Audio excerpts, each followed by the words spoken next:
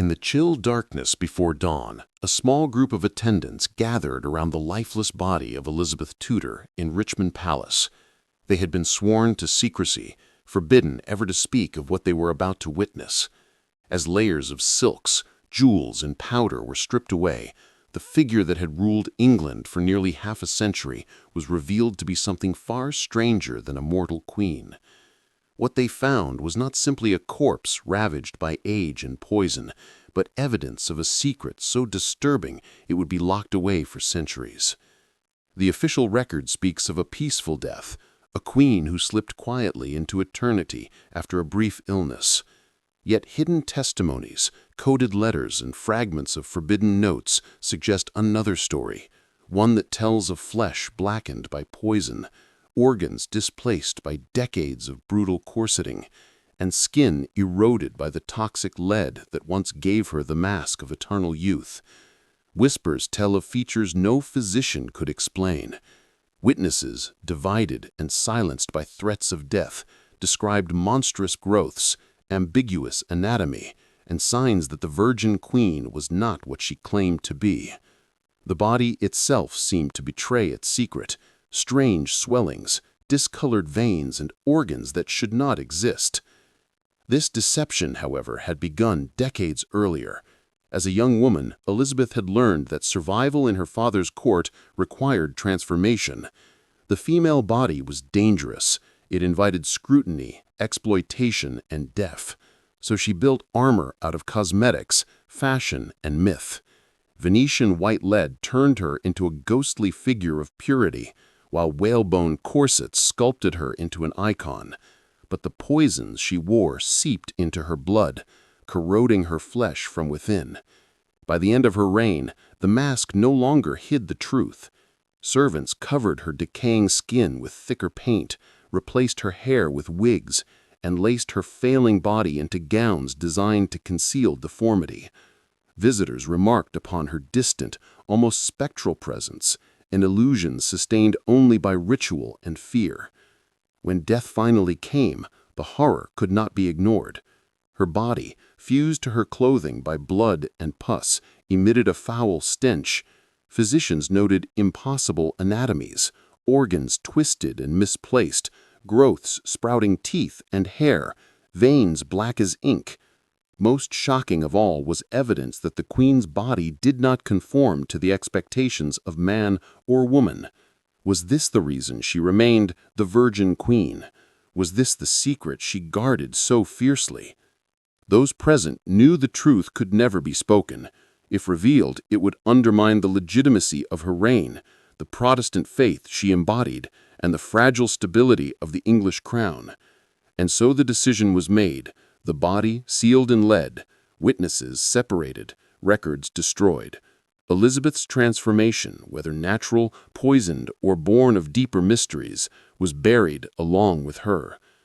Centuries later, her tomb in Westminster Abbey remains untouched. Requests for scientific study are denied. Legends persist of lead-lined coffins, hidden chains, and layers of secrecy designed not only to preserve a monarch's dignity, but to protect England itself from a revelation too dangerous to confront. Elizabeth's legacy, therefore, is not only the empire she helped shape, but the myth she became. Her body may have been consumed by poison, warped by fashion, and deformed by secrecy, but her image endures untarnished. The Virgin Queen remains an icon, precisely because the truth of what lay beneath the crown was never allowed to surface. In the silence of her sealed tomb rests a terrible secret, that the greatest deception of Elizabeth's reign may not have been against her enemies, but against history itself.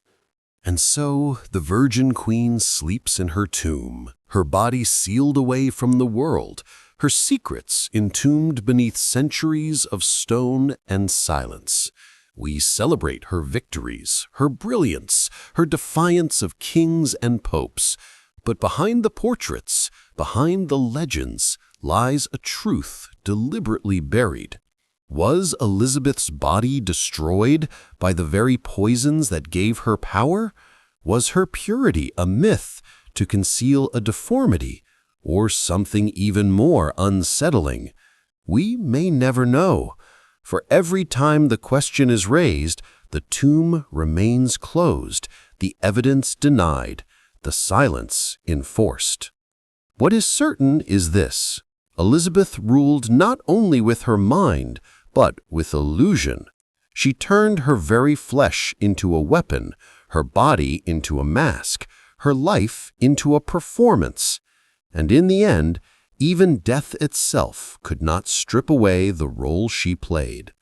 Perhaps that is her final triumph, for though her flesh rotted, though her corpse horrified those who saw it, her image, young, flawless, eternal, remains.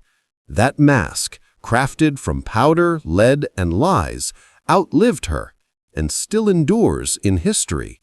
The Virgin Queen is dead, but the myth of Elizabeth lives on, and buried within her sealed coffin may lie not just her remains, but the most unsettling truth of all, that the greatest monarch of England was also its most carefully constructed illusion.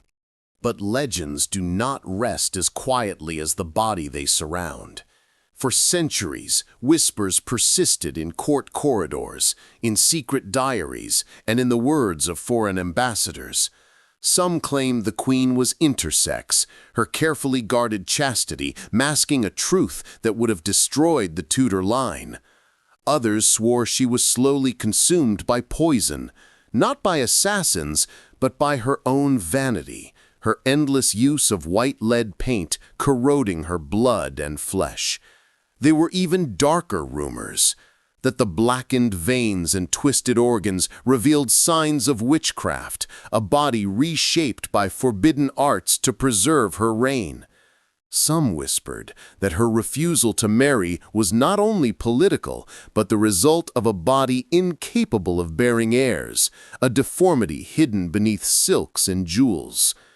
No physician dared record these findings openly. Notes were burned, testimonies vanished, and the palace walls swallowed every echo. But fragments slipped through the cracks, coded references in ambassadorial letters, strange allusions in court poetry, and the occasional scandalous whisper that escaped to foreign courts. The fear was not only for Elizabeth's reputation, but for England itself. To reveal such a truth would mean questioning the very foundation of her rule. If the Virgin Queen was not what she claimed, then the myth of stability she created would collapse, and with it, the fragile Protestant crown. Silence, then, was not just protection for Elizabeth, it was survival for a nation. And so her image was polished brighter than ever. Painters immortalized her as untouched, untarnished, godlike. Symbols of purity and power framed her portraits, pearls for chastity, suns for divinity, and crowns for eternal rule. These images were not merely art, they were propaganda, weapons to bury the grotesque reality beneath layers of symbolism. Even in death, her deception endured. When the coffin was lowered into Westminster Abbey, it was not Elizabeth's true form that was remembered, but the myth she had dealt with paint, fashion, and silence. A myth so strong that it erased the corpse, sealed away the horror, and left behind only a flawless mask. But myths have a way of haunting.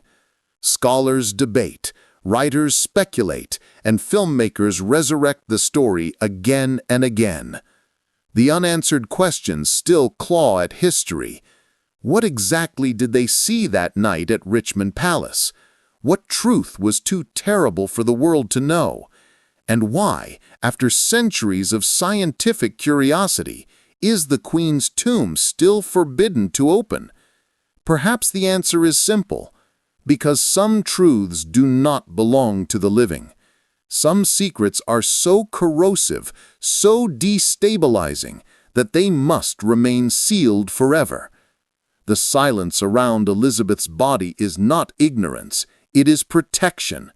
Protection for her legacy, protection for the crown. perhaps even protection for us. For if the Virgin Queen's body revealed a lie so vast that it shook the foundation of monarchy, religion, and gender itself, then history would have to be rewritten. And maybe, just maybe, the world is not ready for that. Elizabeth Tudor died more than 400 years ago, yet the shadow of her secret still stretches across time. In the echoing halls of Westminster Abbey, her marble effigy rests, serene, unbroken, eternal. But beneath the stone lies something else, something grotesque, something forbidden, something history itself refuses to face. The Virgin Queen remains untouchable, not because she was pure, not because she was perfect, but because the truth beneath her crown was never meant to be seen. Imagine the Abbey at night. The tourists are gone, the candles extinguished, and silence seeps through the stones. Yet beneath the marble effigy of Elizabeth I, the earth does not rest. Generations of clergy have walked past her tomb, some whispering prayers, others quickening their steps as if afraid to linger too long. Legends say that the stone above her shifts faintly in the dead of night, as though the coffin below resists its confinement. Some monks once claimed they heard scratching noises beneath the floor, though such stories were quickly silenced by church authorities. The Abbey, after all, is a place of worship, not of fear. And yet fear remains. Scholars who have petitioned to exhume her body are denied, their requests quietly buried like the Queen herself. The official reason is always the same: respect for the dead. But unofficially, there is another explanation: that the monarchy itself cannot afford the truth. For if Elizabeth's body revealed the grotesque transformations whispered in secret, it would unravel not just her myth, but the legitimacy of the dynasty she secured. The silence becomes part of the legend. Visitors to Westminster stand before her effigy, unaware of the secret sealed beneath their feet.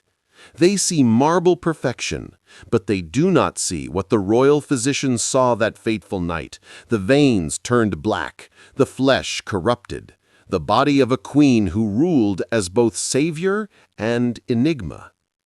Even now her portraits watch us from museum walls, their eyes cold and unblinking. The rainbow portrait, with its unsettling symbols, the serpent on her sleeve, the eyes and ears hidden in her gown, seems less like flattery and more like a warning. Was it art, or was it confession? And so Elizabeth lives on, not as a woman of flesh and blood, but as a shadow, a myth, a puzzle history dares not solve. Every generation returns to her story, searching for answers, finding only more questions. Was she a woman or something else entirely? A queen or a construct? A savior or a fraud wrapped in gold and pearls? The final irony is this: in trying to erase the truth, they made it immortal. The secrecy itself became fuel for centuries of speculation. The grotesque queen hidden away became more powerful than the Virgin Queen displayed to the world. In death as in life, Elizabeth controlled the narrative through silence, through mystery, through fear. And perhaps that is the truest legacy of all. For history does not remember her as she was, but as she demanded to be remembered. Untouchable, eternal, a queen whose mask outlived her body, whose secret outlived her reign. And somewhere beneath the abbey stones, the coffin lies in silence, waiting for the day the world dares to look inside, waiting for the moment when truth and legend finally collide. Until then, Elizabeth remains, not simply a monarch, but a specter, not merely a ruler, but a warning, a shadow on England's crown, a secret history carved into marble. The Virgin Queen lives forever, but not in purity, not in divinity, only in the chilling silence of the truth she left behind. Picture this. The camera drifts slowly through Westminster Abbey. Candles flicker in the distance, casting long shadows across the marble effigies of kings and queens. The voice of the narrator is low, deliberate, reverent. Here she lies, beneath stone and silence. Elizabeth Tudor, Gloriana, the Virgin Queen. But beneath the alabaster calm, something else waits, something too dangerous for history to speak aloud. The camera moves closer, descending toward the floor that seals her tomb. The soundscape grows uneasy, subtle whispers, the faint echo of footsteps that aren't there, the rustle of skirts as if a court procession still lingers in the dark. For a brief moment, the screen flickers with images, the rainbow portrait staring with its many hidden eyes, the blackened veins described in secret notes, a physician's trembling hand holding a quill over a page he dares not write. The narrator continues. Every effort was made to bury the truth. Statues destroyed, notes burned, silence enforced. And yet, silence is never empty. It amplifies, it grows, it lingers. The shot cuts to the exterior of the abbey at dawn, golden light spilling across the Gothic towers. London stirs awake, unaware that one of its deepest mysteries sleeps just beneath its streets. Historians appear in brief flashes, their voices layered over one another. Intersex theory, poison from cosmetics, witchcraft, deformation, secrecy. The theories collide like echoes, not resolving into clarity, but into noise. Then silence again. The final sequence begins. A slow dolly shot over Elizabeth's portraits, each more stylized, less human than the last. Pearls for chastity, suns for divinity, serpents for wisdom or deceit. Her image transforms from flesh into symbol until she no longer resembles a woman at all, but an idea, untouchable and terrifying. The narrator whispers the last words. History remembers her as eternal, but eternity is not purity. Eternity is silence, mystery, and fear. The Virgin Queen's greatest secret is not what she was, but what she made the world believe. The screen fades to black. And then, just before the credits, one last shot. A darkened tomb, sealed for centuries. A faint sound, the scrape of stone against stone. Cut. The screen is black. Silence stretches. Then, a faint scratching sound, slow, deliberate, almost like nails against stone. At first it is distant, but it grows clearer. The audience strains to hear. A dim candle flickers into view. The camera pans downward into the crypt, where the air is thick with dust. The stone slab of Elizabeth's tomb fills the frame. Cracks in the marble are visible, tiny but real. A whisper begins, layered and broken, as though many voices speak at once. Not pure, not dead, not forgotten. The camera edges closer. The sound of a heartbeat emerges, faint but steady, pulsing beneath the stone. The narrator returns, his voice trembling but resolute.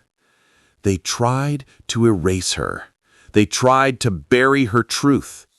But truths like this never stay buried. The candle suddenly extinguishes. Darkness, silence. For one breathless moment, the screen remains black. And then, two eyes appear, pale, unblinking, staring directly at the audience. The screen cuts to red. Words fade in, stark and cold. The Virgin Queen never rests. The credits roll.